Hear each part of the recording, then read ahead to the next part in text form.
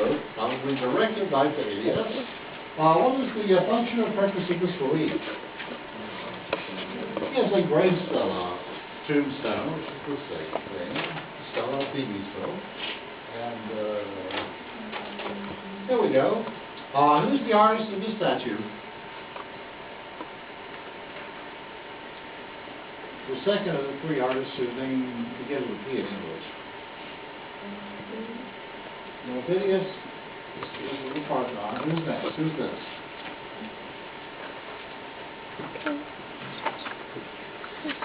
What is the statue called?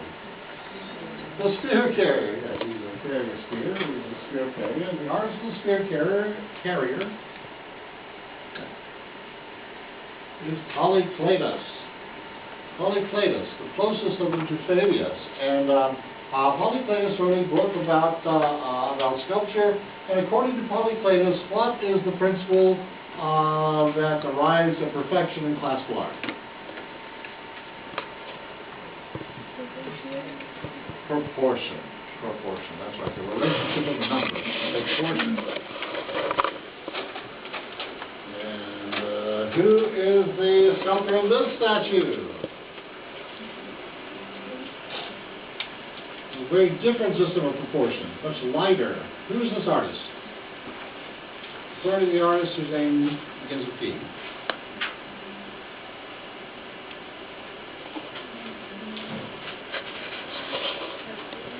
Praxiteles. Praxiteles. The Hermes in Dionysos by Praxiteles. But Praxiteles' most famous statue is this. What is this?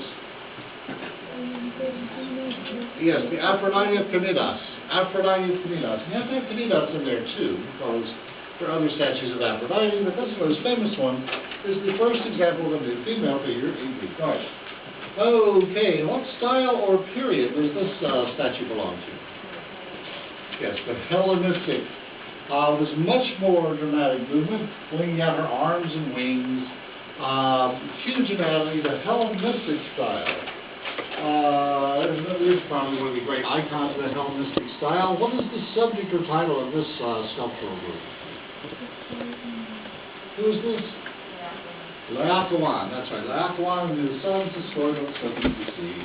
I think the heroic anatomy, the very theatrical sense of movement, and a sense of emotion, extreme emotion, all hallmarks of the Hellenistic style, which we also see here.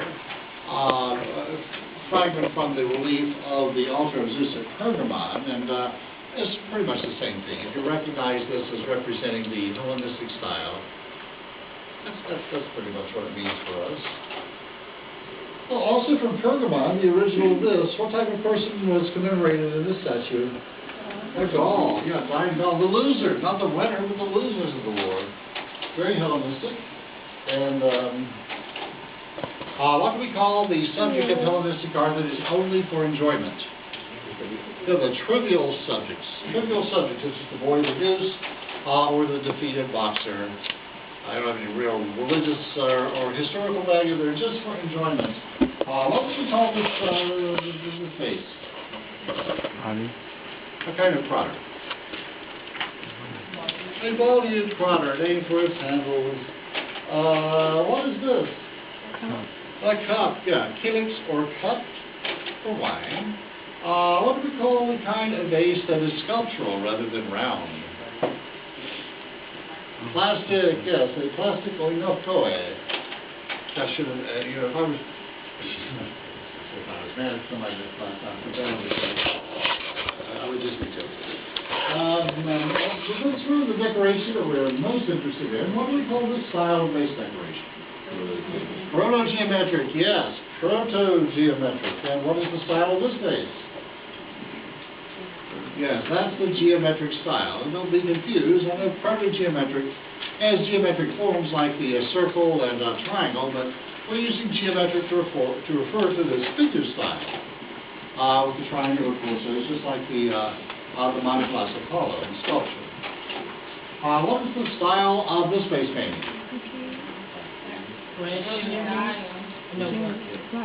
The archaic style. Archaic, yes. And black figure is often referred to as a style, but really it's a technique. What is that base shape? That's an amphora, yes, an amphora.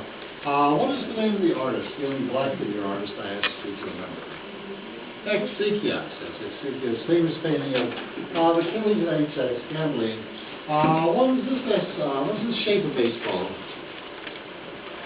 A calyx grounded, yes. And what is the technique of this base? Red figure, of course, red figure. What is the style? Yes, okay, it's still the archaic style. It's only a little bit later than Exekias' black figure painting. It's the archaic style, and Euphronius is the, I should have asked you what I told you, Euphronius was the only red figure artist that I wanted you to remember by the name. Okay, here we go. What is the purpose of this vase? Oil, yeah, olive oil. Leftikos is an oil bottle. And what is this technique called? Yeah, white ground. It's painted on a white ground. Sort of last-ditch attempts to make vase painting relevant before it's abandoned in Athens. But where was vase painting revived in the Hellenistic period? Yeah, southern Italy, South Italy. I know that's not a good book, but very Hellenistic, very flamboyant, South Italian vases. Okay, what civilization would this temple, or a temple such as this, have been built by? The Etruscans, yes, in central Italy. Here we go. What's this? Oh, it's a tomb, yes, an Etruscan tomb.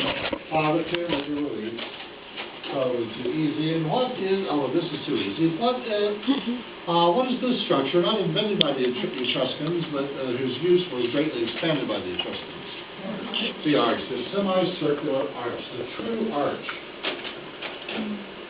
What is this? A sarcophagus, yes, an Etruscan sarcophagus. Which of the styles of Greek art is this inspired by? The archaic, yes, the archaic style. What material is this made from? Yes, it's made of ceramic, terracotta, which this is too, although I should have asked you. What part of the building did this statue once decorate? What was this on the temple? On the roof, yeah. Not in the pediment, but on the roof itself. I can't think of anything to ask about this that isn't self-evident. Just remember it's Etruscan, that's probably enough. The Lupa Capitolina, the she-wolf of the capital.